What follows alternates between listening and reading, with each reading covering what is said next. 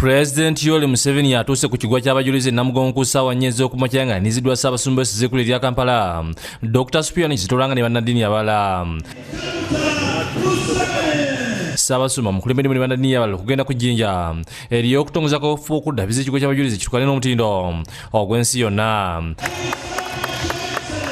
Enteekateeka eno okusinziira ku Ssaabasumba yeetagisa obuyambi 30 ng'ensimbi zino zakuddaabiriza ekiggwa ky'e Namugongo n'ekyemunyonyo. Ssaabasumba yanjulidde Pulezidenti Museveni enteekateeka ekereziya gy'erina omuli okulakanya ebifo byonna ebiri ku musingi ogw'Obukatoliki n'okussa amaanyi ku bavubuka ng'engeri yokka ey'okulaakulanya ekereziya.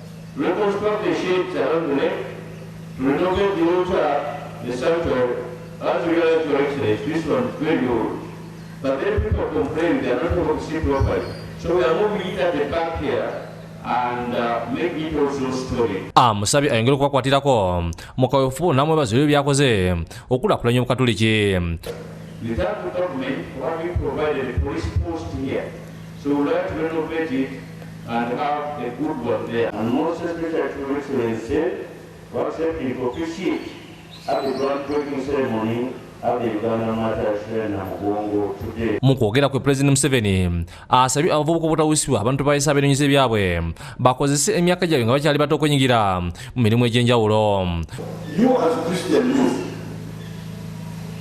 your light must shine. Therefore, new children, I always talk to you, please, these people are telling you life.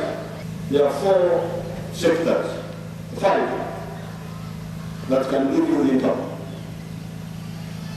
Sector number 1 is agriculture. President era yebazizza ekereziya olw'akaweefube ono era n'asuubiza nti agenda kwongera okwakwatizaako mu kuyamba abavubuka. Your Archbishop has done a good thing. He has got a circle which he told me about, the savings fund. Now he's talking to the youth.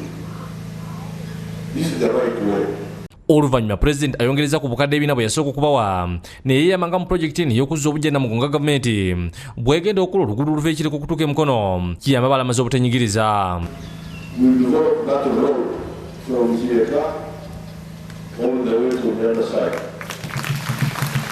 So that when the pilgrims are coming here, it is easy for them to drive and also to walk along the sidewalks. Agasse ku gavumenti egenda kusasula ebbanja lyonna ekereziya ery'egibanja omuli ettaka ebizimbe n'ebirala. The government has been using church land without paying for a long time. Now I'm going to prostrate this. If it is true, I think we can get money from the government. Awadde n'obukadde bw'ensimbi za Uganda 20 mu buliwoza atadde mu nsalo y'abavubuka begatira mu National Youth Catholic Convention. Oluvannyuma agadde olusiikala lw'abavubuka era ng'omutesitesi wa John Nsubuga ategeeza nti olukungaana luno lukoleddwa okuma ku bavubuka Katoliki bonna mu ggwanga okubakazisa eddiini yaabwe. Abakulu bajja ne basharinga n'abavubuka ne bavaayo ne bajja bakola ki ne babuuza ebibuuzo okwongera okumanya eddiini yaffe. Adrian Bale Bwanika yakusakidde eggulu eno ku lwa Bukedde TV 1.